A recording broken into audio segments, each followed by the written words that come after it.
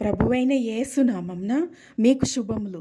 ఈరోజు మన వాక్య భాగము రోమీయులకు రాసిన పత్రిక 8వ అధ్యాయము 18 నుండి 39 వచనాలు.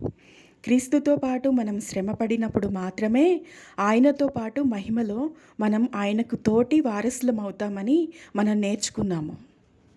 మనం ఎదుర్కొనే ఇప్పటి కాలపు శ్రమలు ఎటువంటివి అంటే, మనం సహించగలిగిన దానికంటే దేవుడు ఎక్కువగా మనల్ని శ్రమపడనివ్వడని దేవుని వాక్యం తెలియజేస్తుంది. అంతేకాదు, దేవుడు చేసిన ఈ సృష్టి కూడా మనతో పాటు శ్రమపడుతూ ఉంది. ఎందుకంటే ఆదికాండం 3వ అధ్యాయము 17వ వచనంలో రాయబడినట్లుగా, మొదటి మానవుడు ఆదాము యొక్క ఆజ్ఞ అతిక్రమాన్ని బట్టి, అతని అవిధేయతను బట్టి అతనితో పాటు ఈ భూమి కూడా శపించబడి ఉంది.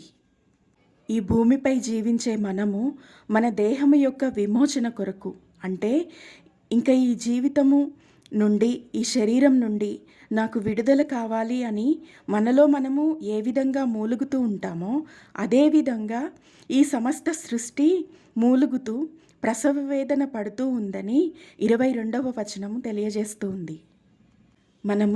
మనకు తెలియని దేవుని మహిమ కొరకు, ఆయన ప్రణాళిక నెరవేర్పు కొరకు నిరీక్షణ కలిగి ఉన్నాం కాబట్టి ఓపికతో మనం కనిపెట్టుకోవాలని 25వ వచనం తెలియపరుస్తూ ఉంది. ఎందుకంటే ఈ నిరీక్షణ మనలను సిగ్గుపరచదు. మరణం తరువాత దేవుడు మన కొరకు ఏర్పాటు చేసిన జీవితాన్ని గురించి సహనంతో కనిపెట్టే మన కొరకు పరిశుద్ధాత్మ దేవుడు ఏ విధంగా సహాయపడతాడో 27వ వచనం తెలియపరుస్తూ ఉంది. ఇది సమస్త పరిశుద్ధుల కొరకు ఆదరణకరమైన, ఎంతో ప్రియమైన వచనము. అది మనం చదువుకుందాం. హృదయములను పరిశోధించువాడు ఆత్మ యొక్క మనసు ఏదో ఎరుగును, ఏలయనగా ఆయన దేవుని చిత్త ప్రకారము పరిశుద్ధుల కొరకు విజ్ఞాపనము చేయుచున్నాడు.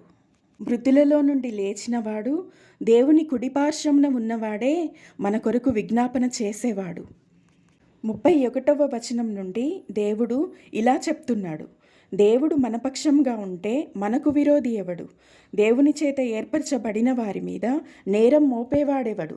మనుషులను నీతిమంతులుగా తీర్చేది క్రీస్తు యేసే. మనుషులకు శిక్ష విధించేవాడు క్రీస్తు యేసే. అయితే శిక్ష విధించవలసిన క్రీస్తు మనుషులను క్షమించడాన్ని ఎన్నుకున్నాడు. దండించవలసిన ఆయన శిలువ మీద మనుషులందరినీ ప్రేమించడానికి నిర్ణయించుకున్నాడు.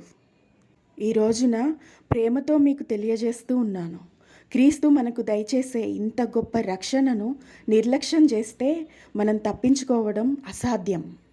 28వ వచనం, దేవుని ప్రేమించు వారికి, అనగా ఆయన సంకల్పం చొప్పున పిలువబడిన వారికి మేలు కలుగుటకై సమస్తమును సమకూడి జరుగుచున్నవని ఎరుగుదుము. యేసుక్రీస్తును స్వంత రక్షకునిగా కలిగి ఉన్న నీకు, నీ జీవితంలో ఎదురయ్యే ప్రతి పరిస్థితిని, అది మంచిదైనా, అది నీకు బాధను, వేదనను, నష్టాన్ని కలిగించేదైనా సరే, వాటన్నిటినీ నీ మేలు కొరకై, నీ క్షేమముకై మార్చబడడానికి దేవుడు నిర్ణయించాడు. క్రమంగా అది నువ్వు చూడగలవు. 37వ వచనము, మనలను ప్రేమించిన వాని ద్వారా మనము వీటన్నిటిలో అత్యధిక విజయము పొందుచున్నాము.